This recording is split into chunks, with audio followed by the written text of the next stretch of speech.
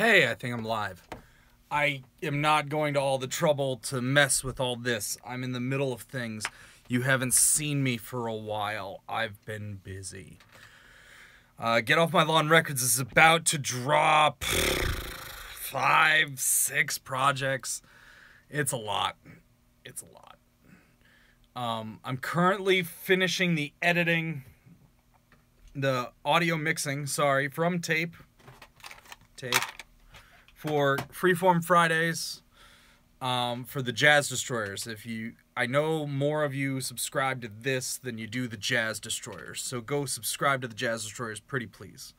I do a weekly video series, and it's a lot of work, and it's very cool. We make it up off the cuff.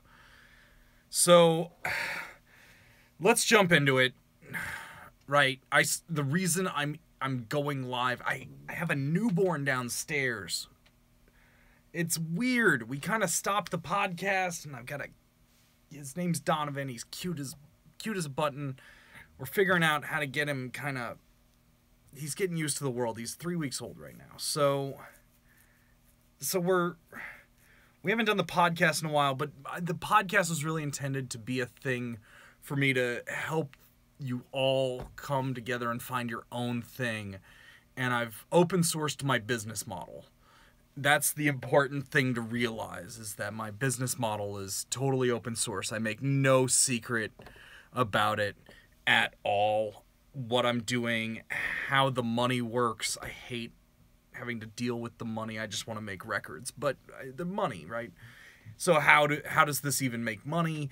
And thus, it leads me to a thing I've noticed over the years. And these guys like Casey Neistat come to mind. The entrepreneur's entrepreneur, right? The guy who had a little bit of success, and now they make money telling other people they can be entrepreneurs, which is a good message. It's an important message. The only guy I recommend is Devin. Devin was on the podcast. I forget what the episode number is, but I'm very tired, as you can see. Why am I red? Well, I'm in the studio. I'm doing a bunch of records. I don't even know I can flip the camera. See, I have red lights on the speakers. That's why I'm red. Sorry, I will figure out lights in this place another time. When we shoot from back there, I can throw these overheads down and it looks better. So, I have a problem with this notion of being an entrepreneur first. And I suck at this. I didn't put a tripod up. I'm literally resting it. I'm resting the phone between knobs on my mixing board, because this room is not really a video production room. It's a audio production room. So stop trying to be an entrepreneur. That's the important message here. That's not how this works. The way this works is you have an idea, a thing to sell. That's where it starts. It's not the desire to sell. If you want to just go do sales, there's all sorts of interesting things you can sell. I did sales for years before I started doing this. You can sell insurance. It's not fun, but it's very lucrative. You can sell cars. Also, not terribly lucrative, kind of fun. You can sell high tech. I used to work back in the days when Sun Microsystems was a thing. I used to help them generate leads to figure out how to sell servers. You can sell. You should learn how to sell. But this notion of I'm an entrepreneur and I'm looking for a product to sell, you're kidding yourself. You have to start with the idea. If you don't start with the idea, you're kidding yourself. You're just you have to start with your idea. From there, it's how do I use YouTube to make money selling my thing? Well, you have a thing to sell. You could sell t-shirts. You could sell stickers. A lot of guys on YouTube seem to do that. They sell DVDs, Blu-rays. I make records. It's what I have for sale. I do this specifically so I can reach out to you guys, let you know what's going on, be totally upfront about what's going on and how I do this. But ultimately, I'm just a guy trying to make records and sell them. So you have to figure out what kind of guy or girl, or there's all sorts in between. I'm never going to get around to learning all that. But you can be that for the thing you're trying to sell. But nobody can tell you what kind of thing you should sell on your YouTube channel. It's not a good way to start. You can start a YouTube channel by having a thing you're passionate about. That's how I got started, right? And my videos, we talked about it on the podcast. I've had videos go huge and blah blah blah, and it was a different time, and the whole thing worked differently. I didn't make any money at it, but you can, when you're doing this, you have to start with your product. So for me, the product is the music. And Devin asked me, is this the best use of my time? Yeah, actually it is. The only way records get sold is if they're good, and the only way I can ensure that they're good is if I do it, until I find other people who are doing good things on their own, and if I have to step in, I have to step in. It's that Satoru Iwata from the era of Nintendo. The quality comes first for me. But sales can come first. You can be sales oriented. You just need to be sales oriented, but you have to have your product. So generally the thing I've always said is, if the easier it is to think of, if it's somebody else's idea, if it's a common thing, there's going to be less margin. So generally it's a bad idea to start a music studio, because everybody wants to start a music studio, and that's no fun, right? Everybody's going to go charge $40 an hour, $50 an hour, and what happens is eventually you get guys, they just go 20, 10, 15, 5, I'll do it for free. It just runs to zero. You can't build a decent studio and make it all come together. So I got creative with my business model, and I took a different angle, right? I don't charge the artists to record. I don't recoup any of my time for the recording. That's my contribution, and that's why I get my cut. So when it comes to what kind, if you're thinking about what kind of business should I start, you really need to go find a need. It's the general principle. The hard part with music is it's uncreative in that everybody thinks they want to be a musician, even though nobody wants to be a musician. Everybody wants to talk about being a musician. But if you can find a need, a thing that people need to buy and they just don't know it, that's your golden ticket.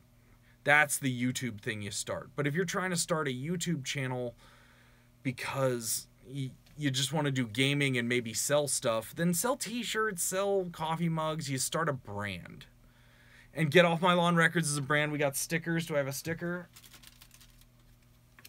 Boom. There's a sticker, right? It's a brand. That logo shows up on all of our discs, and I use it on everything. So you gotta find the thing you want to sell, the thing you're interested in. The product comes from that. So I've always been a music guy as far back as I can really think. I took up to the guitar at about 12, and I've been trying to make records ever since. Before I could play, I figured out how to record. So you have to look deep inside and find your thing that you want to sell, that you want to make for the world, to make the world a better place. Then you have to figure out how to get that message to other people while simultaneously figuring out how to make it become a reality. So if it's a coffee mug that has a nice message, if it's a YouTube channel worth watching, right? There's a lot of YouTube channels not worth watching. Some would argue mine. So get out there, find a need, find a thing, add to society. Don't start by trying to get famous. Don't start by trying to get wealthy. You just need to go find a market that has a need for a thing that you can sell them. And then you can use YouTube to start that and reach those people. But YouTube's a global platform. So somebody just joined. Can I see the chat? I'm going to pull the chat. I'm going to see if I can pull the chat up. Show live chat. I don't know who's watching, but hello, join. Welcome. Thank you. The reason I started this live feed is because I saw Facebook. I'm on a Facebook group for YouTubers, and it said, what kind of products should I sell on my on my for my YouTube channel, and this person hasn't gotten started. So they're trying to figure out, because we all kind of figured out, well, the ad revenue is going away, so now you have to do direct sales to the fan base. I hate this part of it. I started with a direct sale. The whole point of this is so that you guys know what I'm doing with the records, and then you can buy them if you're interested. Hopefully you are. But you ultimately have to just find a thing that you know a lot about, that not everybody else knows a lot about. You then find a product that you can make and sell to that community. And, you know, in the era of 3D printing, that's really easy. Because you don't need to own a 3D printer, you can rent time on a good one. So that part of it on a conceptual level is very easy, but everybody likes to sit around and talk about what they're doing. So what you need to do is find a product that you can make and take to market. That means for sale. I don't have any of the copies here. I have download cards sitting around here somewhere. This is where I make it, not where I sell it. But, you know, ultimately, is this a download card? No, this is a receipt from a download card. But when you're trying to figure out what you want to do in business, you really need to start with a thing and then apply business to it. And that's why I didn't pursue business school very long. I went to a public business school, a very good one in New York, and very quickly I realized I didn't like the culture of it, because it's this culture of, I want to make money, but I'm not really creative, and it's like, I don't want society to reward that kind of behavior. So you have to get creative. So with me, my thing was, I'm a musician, I'm a record producer, and instead of me trying to sell hours of my time, I decided to sell copies of the projects on behalf of the artist. And the way I do that is I produce them in-house. Sounds in Between we did over 2 weekends, and we split everything evenly. I have some costs I have to recoup. The contract's on the website. You can check out getoffmylawnrecords.com and read my contract. So get out there, find the thing you know about, find the need in the market, create the thing, then launch your YouTube channel and start it. Or start your YouTube channel and figure out a thing you want to sell later. But if you're going to bring the two together right away, you have to already have a product.